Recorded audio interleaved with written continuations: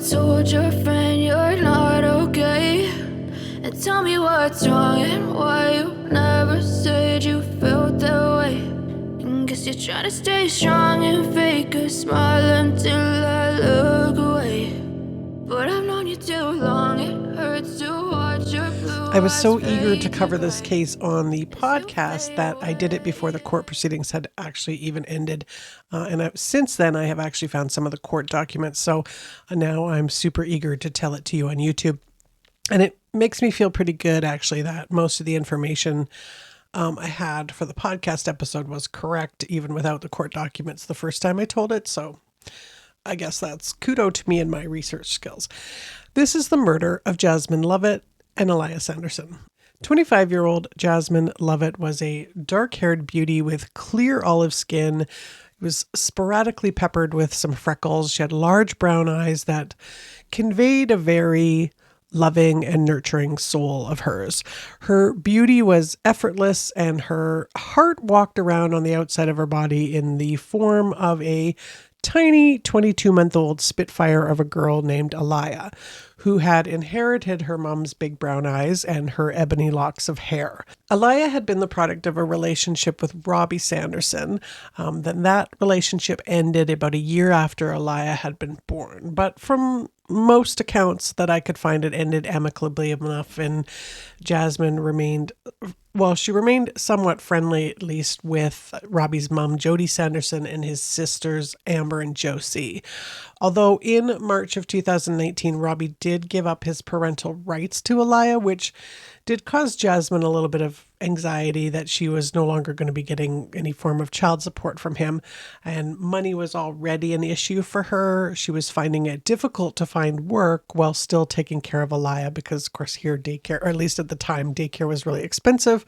And it was kind of keeping her pretty much stuck on some social services, not welfare necessarily, but just using subsidized social services. But Amber had said of Jasmine, every mom's life becomes about their baby, but you could see the happiness in their faces when they were together. So not long after her separation from Robbie, Jasmine started a relationship with a 36-year-old British expat, Robert Leeming. Now, that was in the fall of 2018, and they had originally met online on one of those apps, but Jasmine and Aliya actually moved in as tenants into his townhouse, which was in Cranston. Now, this is in the city of Calgary, after only about a month of kind of casual dating because she really needed a place to stay. Now, they stopped being a couple by January of 2019, but they remained friends. So they had this tenant landlord relationship instead of like a romantic relationship. Now, that's according to Robert Leeming. Now, Robert himself had a son that was living with his ex-wife. So the relationship was a little bit strange in that they kind of lived as a couple, but not really. Robert Leeming was the son of a British military dad. He was born in Germany while his father was stationed there, but he spent most of his childhood growing up in the rural area of Marlborough in England with his two brothers, Chris and George.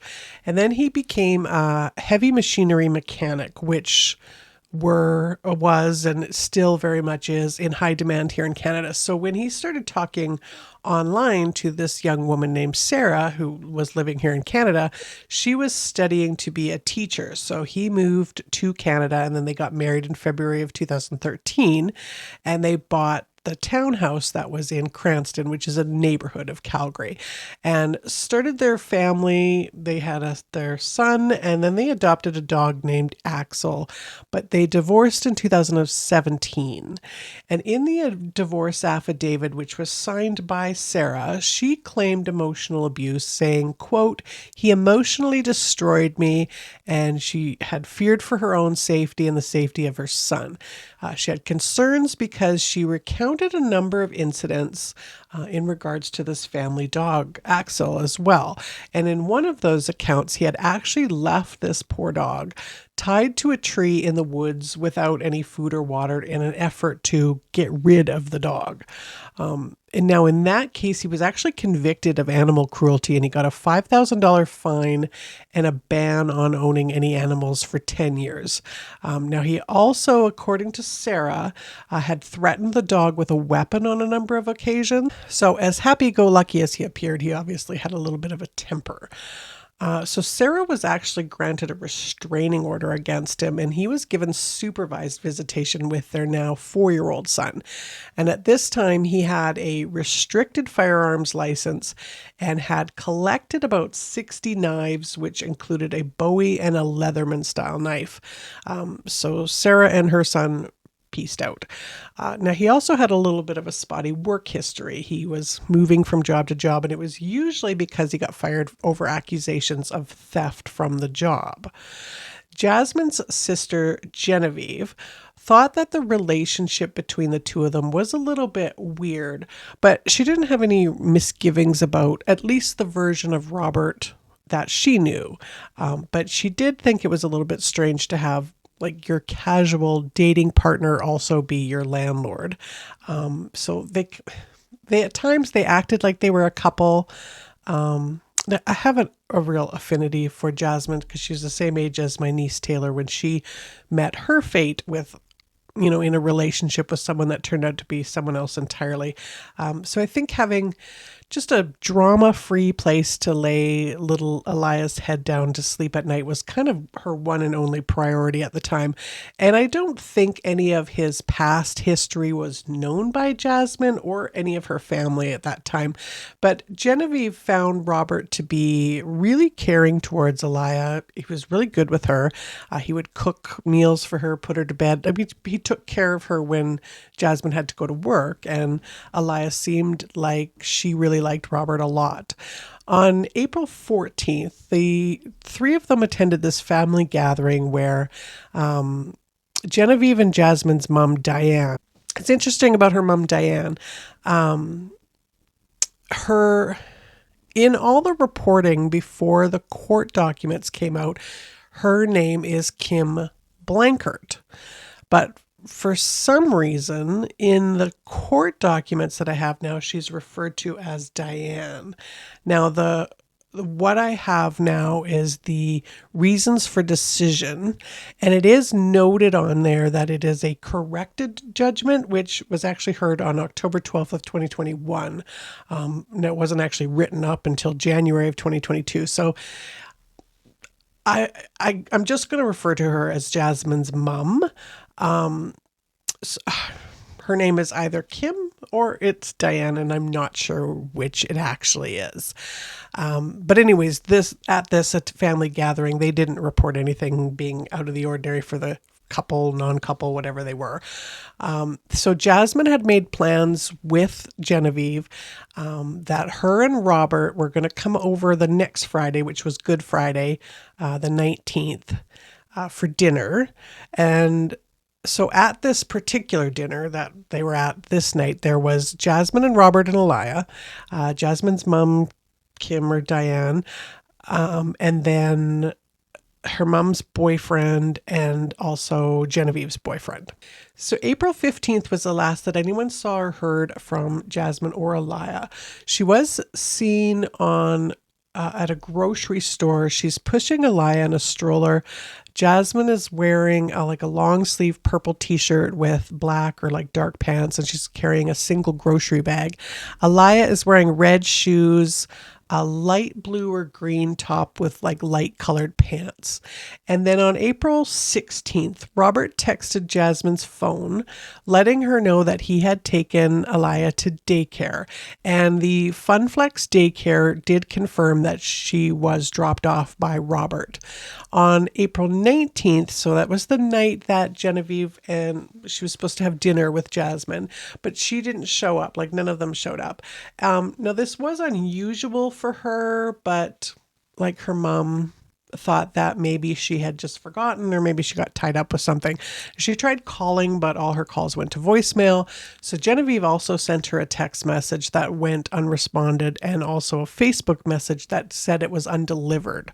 So Genevieve actually drove to the townhouse and she could see that the basement light was on, but she didn't get any answer at the door, so she left.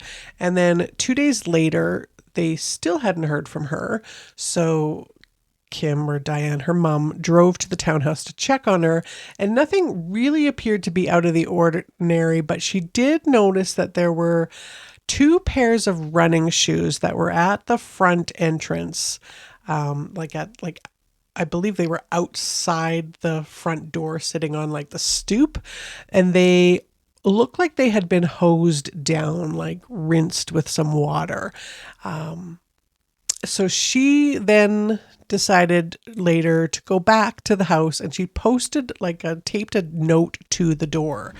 So another couple of days go by then, and Kim just she knows something's not right. So she put in a missing persons report on the 23rd of April.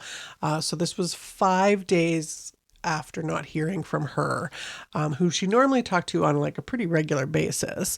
And the police did take it very seriously from the very beginning, because mums do not go missing for no reason. There's always a reason. So they immediately published a bulletin looking for information on the 2 of them. The Calgary Police Service is asking for the public's help to locate a woman and her daughter who have not been heard from in over a week. Jasmine Lovett and Aliya Sanderson live in Cranston and usually have regular contact with their family, but it is believed that no one has heard from them since Tuesday, April 16th, 2019. They were reported missing yesterday, and investigators have been unable to locate them. Jasmine is described as being in her mid-20s, 5'4", with a slim build, brown hair and brown eyes. Aliya is almost 2 years old, approximately 3 feet tall, with a slim build, brown eyes and brown hair. Now, obviously, because Jasmine was living with Robert, the police kind of start there. So they come to the house and they knock. They saw that the note that her mom had left was still there, but same as her mom, they didn't get any answer. So they put a notice on his door, and they kind of sit in their cars and wait for him to return or show up. And they've knocked for quite some time. And then finally, a very inebriated Robert opens the door and lets them in. Says she's with her sister. Well, that doesn't make a whole lot of sense. Alright, well, we're just going to take a quick look around. We need to have a look. So, sorry, you're Robert? Yeah, Okay. So, that's the door. I was sleeping. I sleep with plugs in and... hey, we've been here for hours and hours and hours now, hey? Banging on your door and... Ringing on the doorbell. Calling your phone. I've been drinking and smoking a lot, so Okay. fucked up. Okay, so she's not with her sister.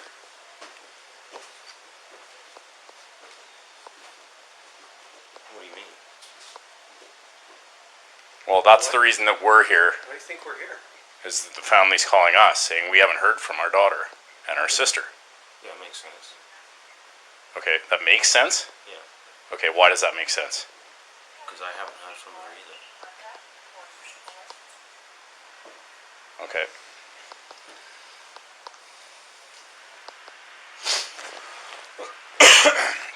So, do you guys get in some sort of argument? No, not that I'm aware of. Well, not that you're aware of. You're not making a whole lot of sense to me here, guy. like, I don't know what. Sorry, I'm still getting my bearings here. So she's not with her family, but she did threaten to move out.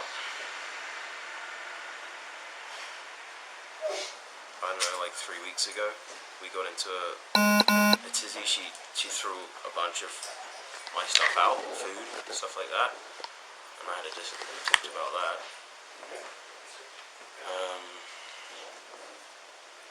But nothing like that would concern me. Nothing that would concern you. Okay. Like, I mean, I've had people living with me before, about. You don't hear Right, from but this isn't just like a roommate. This is your girlfriend. No, it's more roommate than girlfriend. Okay. She's more of a roommate than a girlfriend? Yeah.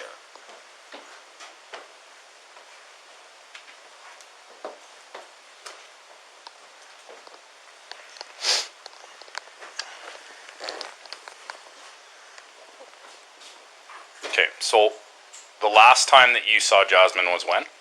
Thursday. Okay. And at that time, you guys were A-okay or fighting, or what was the status? I would say in the air, judging by what obviously's gone down with hers, and she's not here, and we're looking for her, so.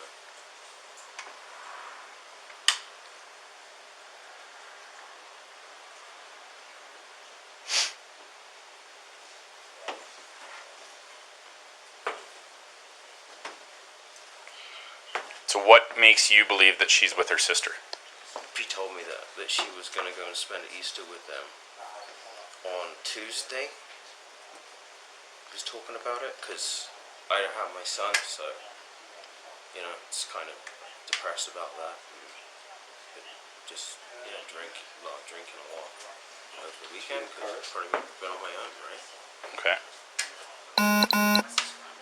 Does she have a car? I don't know. No, she doesn't have a license. As far as I'm aware. That's from mom. We got a phone number for the sister. No, I'll have to phone Mom and start digging, but that doesn't jive. What's the phone wrap for? No. Just privacy. Huh? Privacy. Did you see the note on the door? I do now.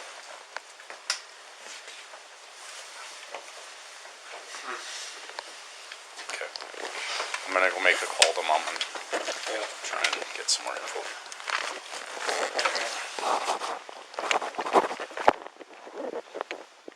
Robert claimed that Jasmine had thought that the relationship between them was exclusive, and he didn't think that. So when she found out that he was seeing another woman, like she was going to be moving out, now this whole thing was news to her family. Like they didn't know anything about this. On that same night, Jasmine received a text from Robert saying, quote, "Hey, you okay? The CPS is looking for you here.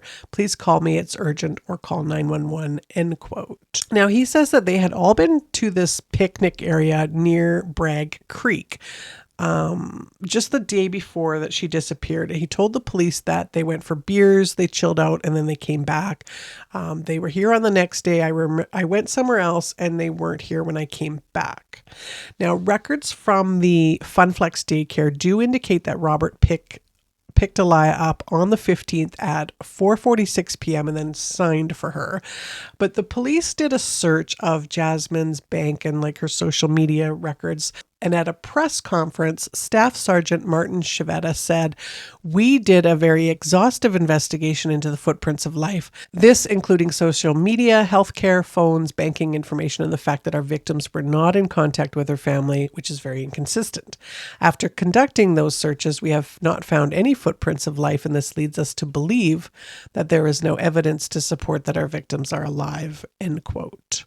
Now, he says that there was an online purchase made on the 18th, but they were unable to confirm that it was actually her that did the purchasing or if it was someone using her bank card. Now, it was later determined that they believe that Jasmine and Aliya were killed prior to the 18th, so it was likely Robert that purchased whatever it was. So they got a search warrant to search the townhouse on the 25th of April, and when the Calgary tactical team arrived to arrest him, they had a little bit of trouble getting in through the front door. And they were finally able to get in through the back door. And then when they came through to the front door from inside of the house, they found that the front door had actually been barricaded with a couple of 2x4s that had been propped up at an angle to keep the door from being kicked in. And they also found, oddly, strips of uncooked bacon that were draped around the house. Like literally there was like a strip of bacon hanging over the back of like a dining room chair. Like What a psycho. There was a padlock on the door to the master bedroom, but there was no bodies or nothing that could lead police to conclude that a murder had actually taken place there. Now, they did arrest him, but they couldn't hold him. So they were forced to let him go. And so they dropped him off at this nearby shopping mall while they finished processing the house and the search warrant. Now, fortunately for Robert, there was a pub at the mall, so he sat and had a few, maybe more than a few, before giving this swaying and ridiculous interview to the media outside as he puffs on a cigarette. Now, I am able to play this for you because now I'm going to read this right from the court document.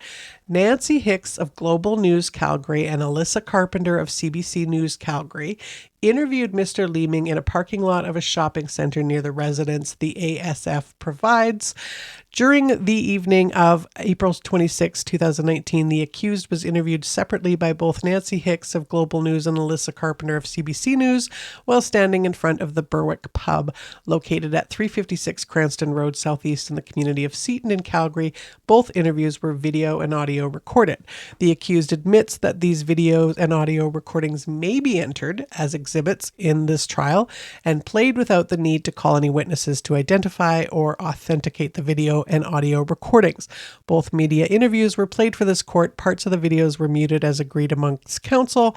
So these interviews are part of public court records and they are evidence, so they are not under any copyright laws. So Global can just take that. Okay. So the first question's the easiest, just so we have the proper spelling. Your first name and your last name. It's Robert Leeming. L-E-Z-M-I-N-G? Correct, yes. Excellent. So, I mean, it's been a whirlwind couple of days, big investigation. What can you tell us about your experience with this in the last 2 days? Yeah, I can. I was arrested by the tactical team. It's pretty extreme from my experience. Of course, I'd never experienced this before, and they're still investigating. So at this point, you know, they're still adding things up, and I can't go to my property or anything like that. So how long were you in police custody? 24 hours, I think. And then they released you, and you can't go home. So what have you been doing in the meantime? Just been here. Literally, they dropped me off here around about midday, and just waiting for the forensics to finish at my property, and I can go back home. The news release from police says it doesn't list your name, obviously, because you've been charged with nothing, but it says the man that they released is still a suspect. So correct. Is that your understanding of that too? From what I understand, yes, correct. So do the police just have this very, very wrong? What's your Yes. perspective? They have it wrong as far as I'm concerned. Of course they do. Tell me about the day where you took her out for beers out at the day use area. What happened there? Nothing. We had beers, some food, came back to my house here, and nothing unusual. So was she living there at the time? Correct. Okay, so just so I understand how the situation goes, you own the house. Correct. She Is a tenant. along Correct. with Aliya. With her daughter, yes, correct. Okay, so that was the extent of your relationship. She rented from you, Correct. and you shared the home. Correct. Was there any romantic involvement between the two of you, or is there? There was initially, but towards the end, no. Why do the police think it's you? Why are you the prime suspect? Just because you live there? Yes. I was the last person to see them. That's why. And when did you last see them? On the Thursday at around 7 p.m. This is April 16th, Robert? 18th. Or 18th. Correct, yes. That's the last time you saw them. Correct. And just so I understand this, so that day you went out to with Not on the 18th. oh sorry, what day was that? Did you go out with them? to the Day area. Is that correct? And Day before. the day The before. 17th. I'm sorry. And that was where in Bragg in Bragg Creek? Bragg Creek, yes. And where did you go? Was that Allenville Pond, that Day area? or- This is the first public picnic area, if you like. Can you remember if it was on Highway 66 or Highway 22? Can you remember? I think it's 22. 22? Yeah. And was the baby with you guys? Yes. How would you characterize your relationship with Jasmine? Good. I mean, were you a boyfriend, girlfriend, or No, just good friends. when did she move in to the house? October. In October. Correct. And it was her and her daughter that moved in. Correct. Was it just the three of you living in the household? Correct. And you said that you were. When did you become romantically involved with her? On and off in that 6-month period. Yeah. Right. I saw her mother and her sister maybe 3 times over the 6-month period. They reach out to you, you're not allowed to keep the stuff here from Jasmine? From what I understand, they did leave a note on the door, but I didn't see it because I wasn't around. The last day you saw them was the 18th. Where were they going? What were they doing? They were just in the house. And it was about 7 o'clock at night. So you left the house? Correct. And when you came back, they were no longer there. Correct. Were you not sort of perplexed as to where they'd gone or why they were gone for 5 days? No, because they said that they were going to be having Easter with her sister, so of course nothing alarmed me. Until, of course, I got arrested. So When you got arrested at that point, did you even know that they were considered missing persons? no. What happens with you right now? You've not been charged with anything. You can't go home. Did police, say, take your passport, or are you free to leave the country? I have or no idea. I'm just gonna wait until I get a phone call to say that I can go home. And just to be clear, you're not a Canadian citizen, is that right? I'm permanent resident. Permanent resident, but you're not a Canadian citizen. Correct. Where are you from, Robert? England And when did you move to Canada? in 2013. We had heard that you read somewhere that you had lost your job on Thursday. Is that correct? I literally lost my job in the morning, and as soon as I came home to, I obviously collected my tools from that job, and when I got home, I started to offload them, and then the SWAT team came in. Literally that quick. You were laid off before this. You were arrested. Just before you were arrested. Literally. I hadn't even got the tools out of my vehicle. Did your employer? Who's your employer, or was your employer? Are you able to say? No, not at this time. I don't think that's appropriate. Fair enough. What kind of work was it? Just heavy duty mechanics. But at that point, when they arrested you, you had no idea what was going on, or that your roommate was technically a missing person. Well, they came on Tuesday, and obviously, at that point, we realized that obviously they were missing, and obviously asking questions and trying to understand or figure out what they were or where they are. Feeling throughout all of this. Traumatized, of course. It's been a very, very stressful experience, of course. Are you worried about them? Of course I am. Yeah, they should be home. They or wherever they want to be. But I don't know where that is. By the way, you have not been in the house since the arrest. Is that what you're saying, or? Correct. I have not been in the house since Tuesday. And you were released yesterday morning. Is that? No, or I was released this morning. This morning, I mean. I'm sorry. Around at midday. And again, I'm just waiting. Help us fill in the blanks, then we have a more accurate story. So it's Absolutely. probably not easy. Standing here with all these cameras pointed at you. Absolutely not, but Are the rest of your family in the UK? Correct. So how are they feeling about all this? I have Do no they idea. even know? I have no idea. Absolutely no idea. I have no cell They phone. might not even know. I have no computer. I have nothing. They have everything. They call you then. I told them where I was, that I was dropped off here, and I told them that I'd be waiting here, and I guess I'll just wait in the pub until I hear something.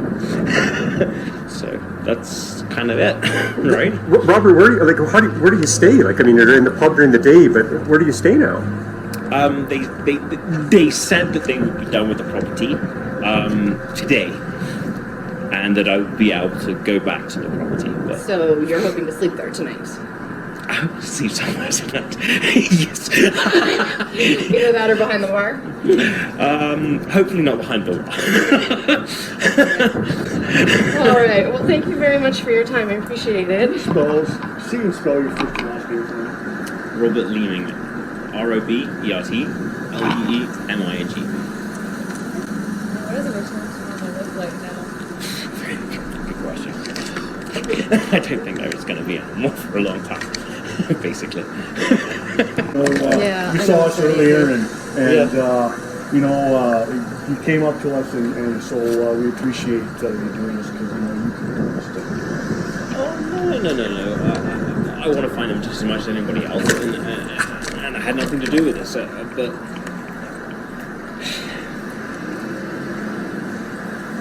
I don't Where do know you think they are? I have no idea. Did she hang out with questionable people? Was she a good person? No, she was a good person.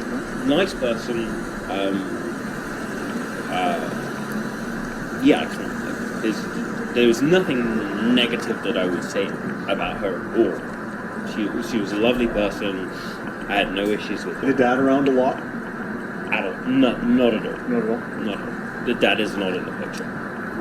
Never came to the house? I never met him. So you're in a cell last night? You're in a room? Describe last night. Last night was in a questioning room. I was there I was picked up, I would say I was picked up at around 11 o'clock, and I spent the whole time in the room. Just one room, and the whole 24 hours you were in that Correct. room? Correct. And they leave you there for hours at a time and then come in? Describe, one guy come in and out, two guys come in? No, there was two detectives, and they were very pleasant to me, and treated me with utmost respect, and was obviously trying to get to the bottom so that we can find Aliya and Jasmine. Very, very pleasant officers. I have absolutely zero complaints. Did you answer their questions, or did of you course. just not talk? No, I did, of course. Yeah, we went through all the timelines to try and figure out, see where they are, and yeah. What did they say to you? Did they say that you were a suspect? Did they say that... what did they say to you? Obviously, you said that they were pleasant, but were they telling you that they have evidence that... were they... I have no information. None at all. I believe I'm still a suspect at this time. Of course, I was a suspect when I was in custody. And I guess I'll be a suspect going forward until they figure out that I'm not. Did they take... I would think if you were released... Could you just not go back to England, and did they take your passport or anything like that? Or? I don't want to go back to England because I don't want to hide. I've done nothing wrong, so I will stay here and face it and But wait. they didn't tell you not to leave the country or not to leave the city or any of that? Nothing like that. Nothing like that. You've been very open with the media here today. Why is it that you're choosing to speak to the media? Because I have nothing to hide. Now, I've had a chance to talk to you for about the last hour. When we first started off, you were kind of combative and dismissive and didn't want us to roll on with our cameras. And now you're pleasant. And I'm not saying that's a bad thing, but what changed your mind? Not combative. I just don't want to impede the CPS investigation. So in terms of that, I want obviously them to be able to do their job and not impede that.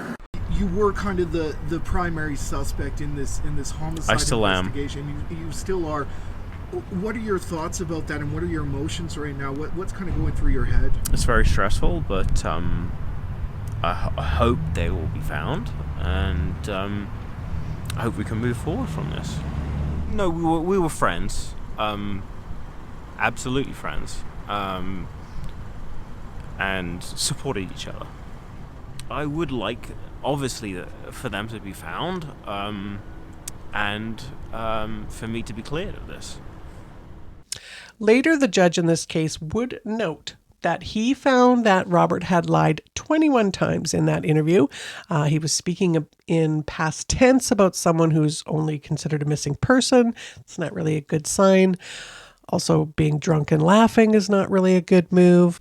Former Calgary Police Constable Ian Whiffen, he testified that there were texts between Robert and Jasmine on his phone, as well as over 30 photos of her and Aliya, but they were all found in the recycle bin, deleted items of his phone, which they searched on April 23rd, 2019. But they still weren't able to find any physical evidence that could link him to her disappearance. Like bacon and barricades are not exactly a smoking gun. So on May 5th, the Calgary Police Priority Crimes Team launched Operation Highwood, which is otherwise sometimes known as a Mr. Big Sting. So they had 2 undercover officers that befriended him as he left this liquor store and told him that they recognized him from the news and that they had found a bag of evidence near a neighbor's place, and they could help him get rid of it. So after only 5 hours, which I think is the shortest Mr. Big Sting in the history of Canada, he blabbed the whole story, or at least his version of the story, to this undercover cop, and even led them towards Bragg Creek, this place that was called Grizzly Creek. Today marks day 6 of the investigation into the disappearance of Jasmine Lovett Aliya Sanderson. The search in Bragg Creek, Kananaskis area remains paused due to significant snow accumulation in the area. As a result of the investigation, we believe the suspect may have attempted to destroy evidence related to the homicide by means of burning sometime between Tuesday, April 16th and Saturday, April 20th. This occurred in the area of Bragg Creek, Elbow Falls, Priddis, and/or East Kananaskis. Anyone who may have signs of a suspicious fire in an unusual place, not in a designated fire pit, is asked to contact police. We continue to seek witnesses to the movements of a gray Mercedes SUV in the same area. A forensic search of the home in Cranston has been completed, and the residence has now been released to the homeowner. The search of the Bragg Creek area will resume once snow accumulation has melted. Members of the public are advised not to attempt a search on their own during this time period, as it could result in accidental destruction of evidence under the snow. However, police continue to seek public assistance with any information about the movement of the gray SUV or fires in the area during the week of April 16th. Anyone with information about this case is asked to call the homicide tip line at 403-428-8877.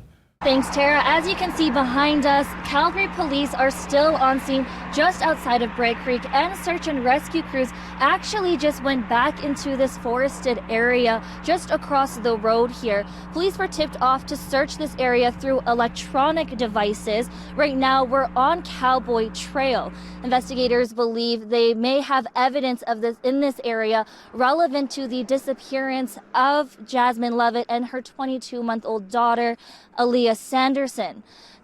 All crews have been here since this afternoon, and City News has been here since this afternoon as well.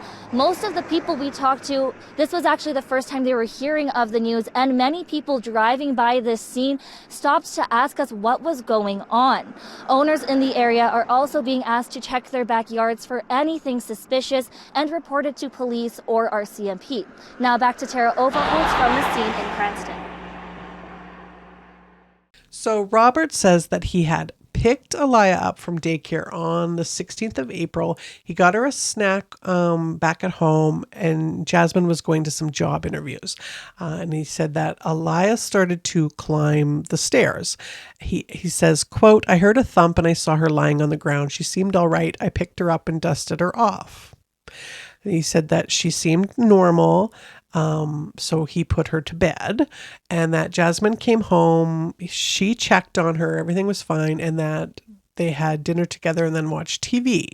He went upstairs to check on her about 45 minutes later and saw that something was wrong.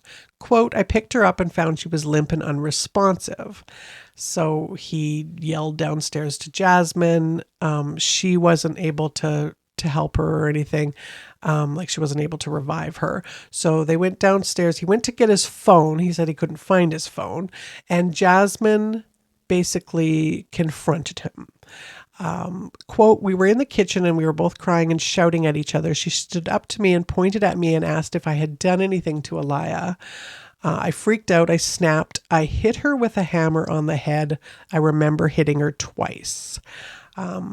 He just kind of stood there for a while. He says, quote, "She was dying. I wanted it to stop. I went to the garage and picked up a .22 caliber and shot her in the head. It was the only thing I thought could be quick." So then he says he wrapped their bodies in moving blankets, which are like blue and black, thick, heavy blankets, and then put a roll of paper towels near her head, like near Jasmine's head, to sort of stop the blood. He then took them out to this shallow grave that was kind of under a pile of mulch and some branches in this day use area of Grizzly Creek, which is near Bragg Creek. Now, in the audio recordings of these discussions that was played at the trial, one of the officers had asked him like what had happened, like what Jasmine had done to make him mad. And he said that she wanted too much. She wanted to get married. He had actually been seeing somebody else for about 5 months, who I'm not going to name because I don't think that's fair to her. What he considers what every single guy does, and that Jasmine wasn't really happy about that. He said, quote, "Women, man, they always want more, right? Tell me when that ever stops with a chick ever. From what I understand, she pretty much told her whole family." So the undercover officers, who of course I can't identify, there's a publication ban on them, said that they would help him get rid of Jasmine and Aliya's bodies. But Robert said, well, kind of he already did. So he took them out to this day use area or whatever. And when they said, like, okay, like, where do we go? And he said, well, basically you're looking at it. And they were standing on top of this shallow grave that was just basically covered with some branches in a little pile. So when he moves one of the branches, they can see this little bit of the blue from the moving blankets. He was bragging about the fact that he had used this raw bacon around the house to throw off any cadaver dogs, and that he had filled the back of his truck with some mulch to, like, kind of, I guess, blend it in with the dirt, or I don't know what he was thinking. Well, he says, quote, "Well, mulch is death, right? So it smells like death." Okay.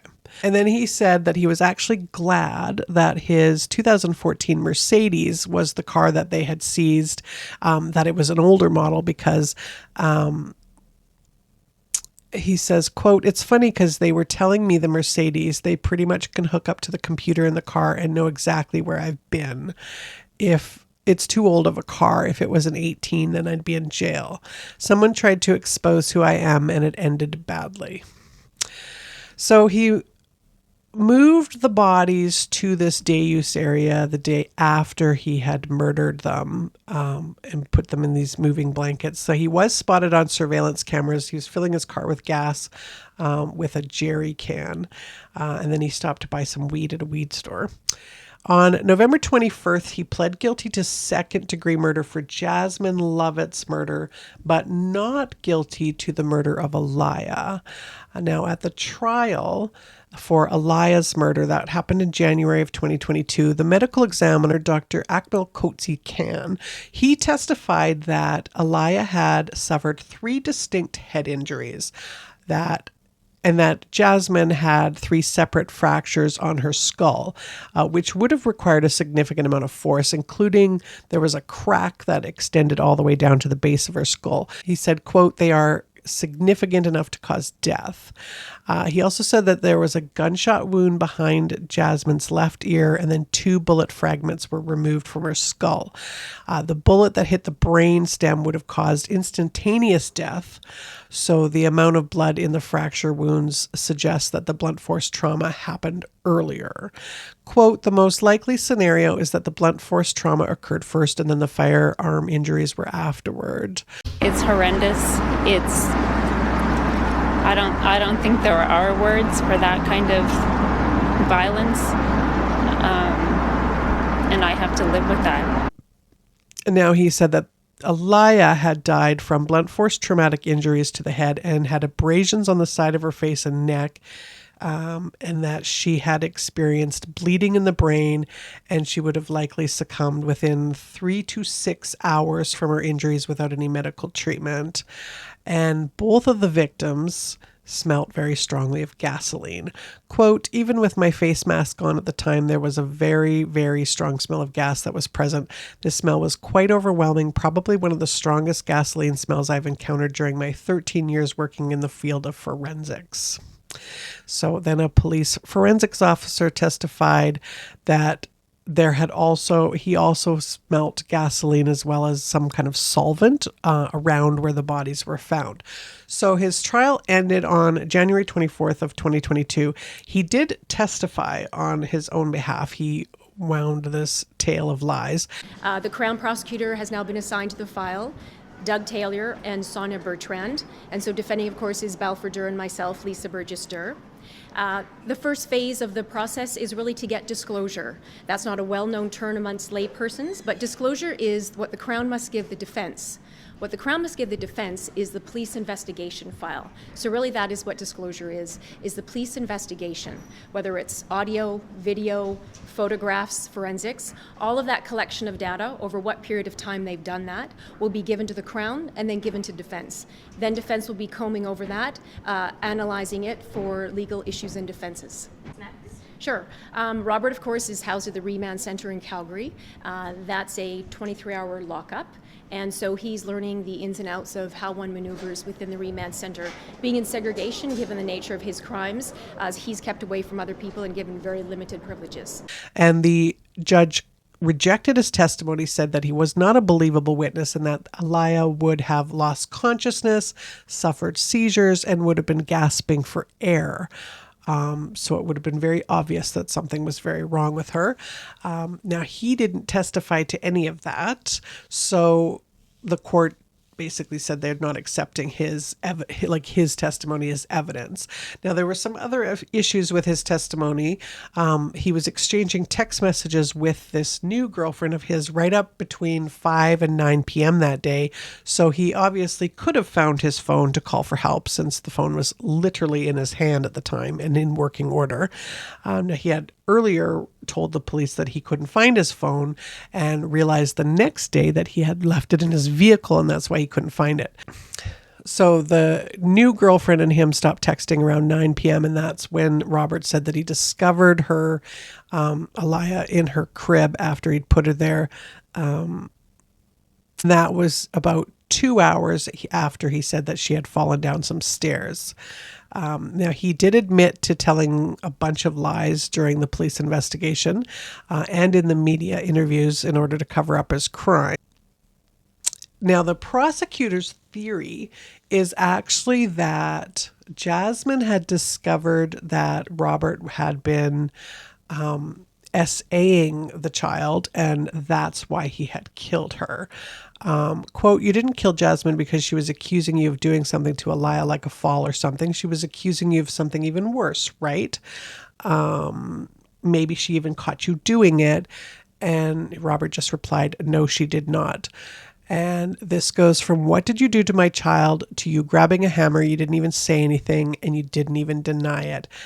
After all those lies, you're now telling the truth?" And he said, yes, he was. Now, unfortunately, we don't actually know, even after the sentencing is over and the appeals are over.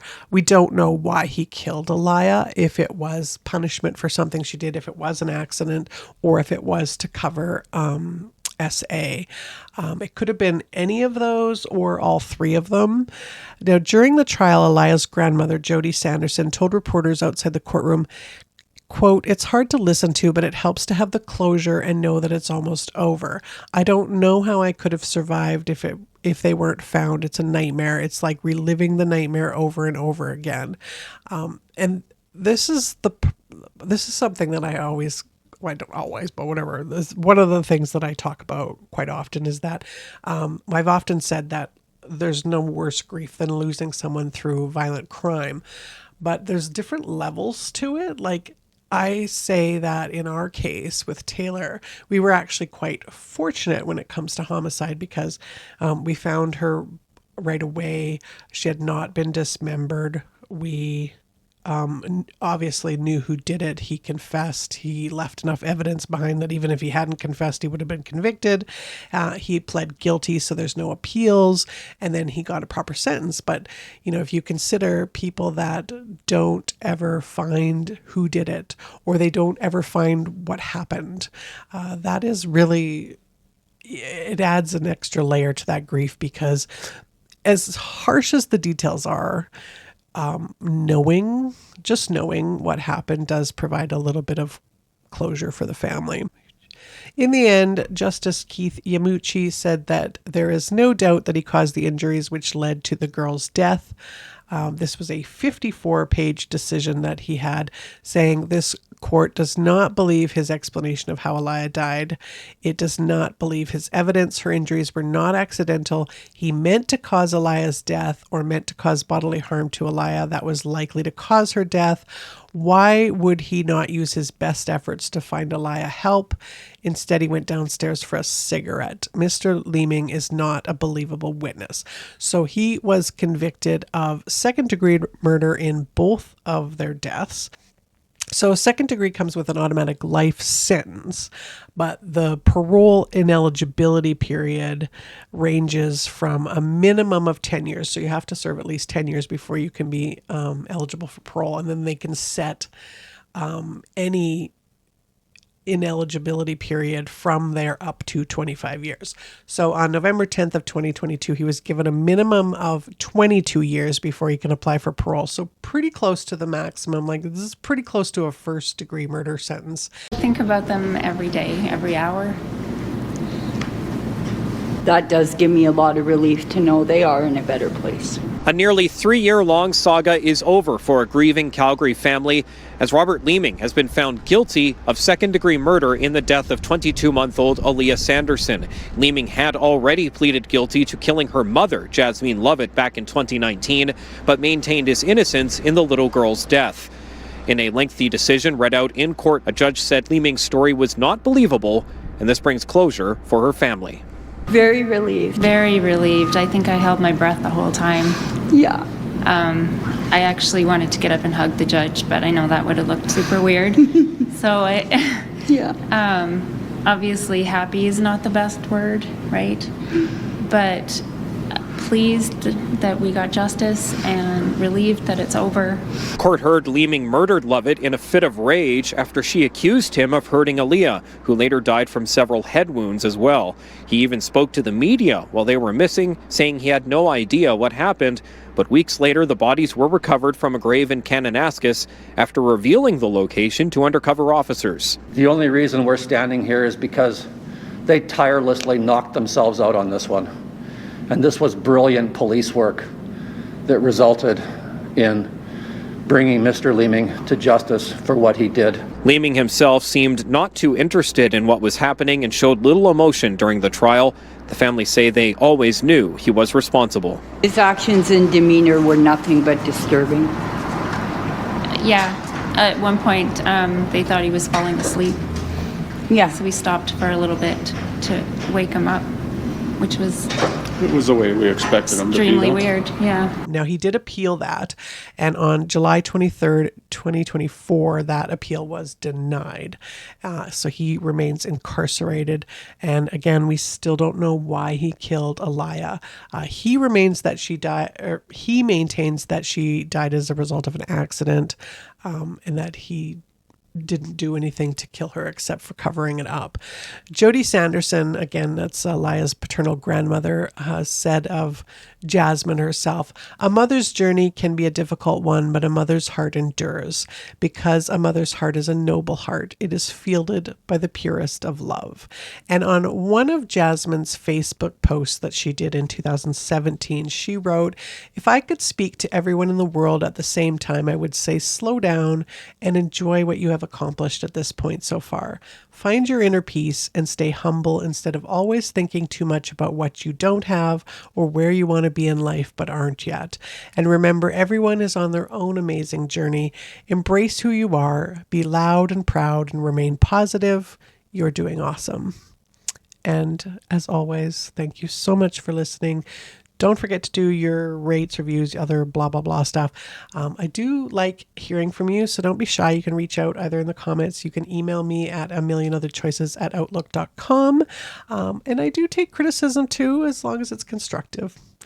Thank you so much.